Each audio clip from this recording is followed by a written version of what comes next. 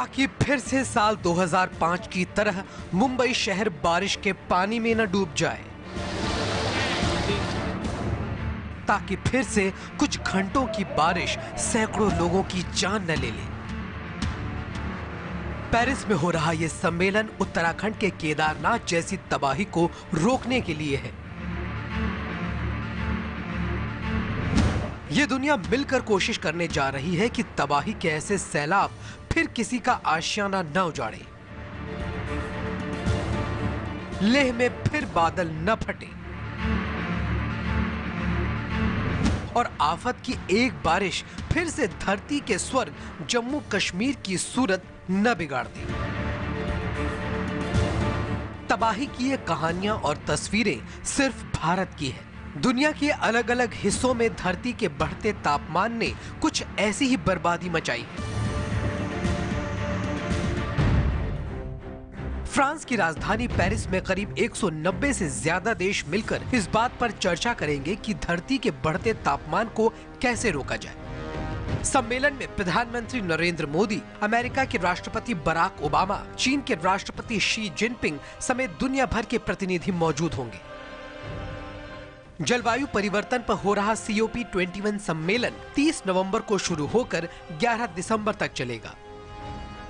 हम इस वक्त है फ्रांस की राजधानी पेरिस में, जहां का तापमान 0 से भी कम है, लेकिन यहां तय होना है कि आखिर ग्लोबल वार्मिंग के बाद 2 डिग्री से ऊपर ना जा पाए विश्व का तापमान, और इसमें दुनिया भर के 190 से ज्यादा देश शामिल हो रहे हैं। प्रधानमंत्री नरेंद्र मोदी 30 तारीख यानी सोमवार को यहाँ के समय के मुताबिक शाम को संबोधित करेंगे। 3 मिनट का समय हर नेशन को दिया गया है, हर राष्ट्र को संबोधन के लिए दिया गया है कि आने वाले दिनों में किस तरह से उनके देश की तरफ से ये कोशिश होगी कि कार्बन उत्सर्जन कम किया जा सके।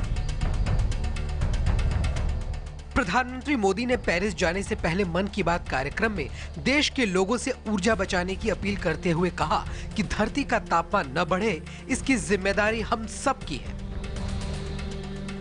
और तापमान से बचने का एक सबसे पहला रास्ता है ऊर्जा की बचत, एनर्जी कंजर्वेशन। पेरिस में दुनिया भर से करीब 50,000 लोग जुटने वाले हैं, लेकिन धरती का बढ़ता तापमान रोका कैसे जाए ये भी जान लीजिए। दुनिया के 190 देश मिलकर ये तय करेंगे कि 2030 तक कार्बन उत्सर्जन की एक ऐसी सीमा तय हो जाए जिससे ग्लोबल वार्मिंग यानी धरती का तापमान 2 डिग्री सेल्सियस को पार न कर पाए। यानी हर देश की कार्बन उत्सर्जन की सीमा तय होनी है।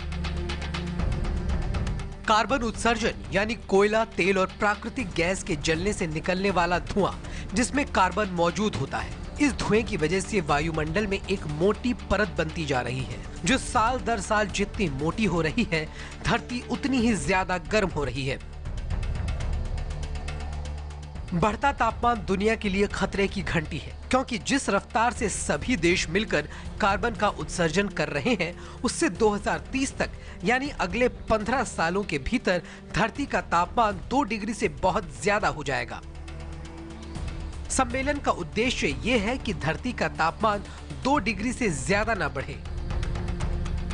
फिलहाल धरती का मौजूदा तापमान 15.5 डिग्री सेल्सियस है, मतलब इसे 17.5 डिग्री सेल्सियस से आगे नहीं बढ़ने देना है। अभी हम 1 डिग्री से कम है, तो हमारे पास 1 डिग्री बचा हुआ है। तो अगर 1850 से 2015 तक का अगर तापमान में फ़र्क देखें तो 1 डिग्री का है, और जो पेरिस में जो बात होने वाली है क्लाइमेट टॉक में, उसमें हम 2 डिग्री जाने की बात कर रहे हैं। तो 50% जो टेम्परेचर राइज है वो तो हम ऑलरेडी पहुंच चुके हैं, और जिसके कारण तबाही मची हुई है। वक्त कम है और कार्बन उत्सर्जन ज्यादा। कार्बन उत्सर्जन के मामले में चौथे नंबर पर होने के बावजूद भारत ने इसे अपनी जिम्मेदारी समझते हुए न सिर्फ चिंता जताई है, बल्कि उत्सर्जन कम करने का प्लान भी पेश कर दिया है। हम ऊर्जा तो चाहते हैं, लेकिन दुनिया के लिए संकट भी पैदा करना नहीं चाहते।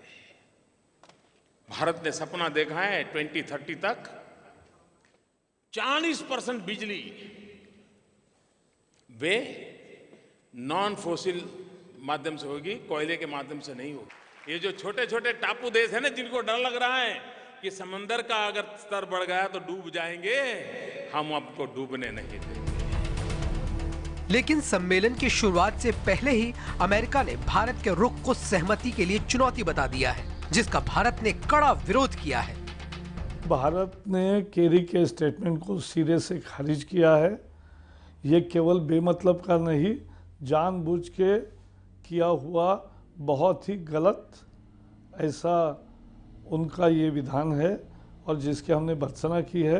हर एक क्लाइमेट मीटिंग के पहले ये अमेरिका का एक बुलिंग टैक्टिक्स होता है, दूसरों को डराने का, धमकाने का। छोटी देश तो लड़ जाती हैं, लेकिन भारत जैसे देश को खड़ा होने की जरूरत है। सम्मेलन की शुरुआत से पहले अमेरिका का ये रुख सावधान करने वाला है, ताकि भारत किसी दबाव में आकर अपने कार्बन बजट के हिस्से से कोई समझौता न कर ले। साल 2030 तक 2 डिग्री से ज्यादा तापमान ना बढ़े पूरे विश्व का, उसके लिए बेहद जरूरी है कि 3000 गीगाटन ही कार्बन उत्सर्जन सभी देश मिलकर करें, जिसमें से 2000 गीगाटन का कार्बन उत्सर्जन विकसित देश पहले ही ब्लॉक कर चुके हैं। यानी अब आने वाले 15 सालों के लिए सभी देश के लिए बचा है सिर्फ 1000 गीगाटन का कार्बन उत्सर्जन ही।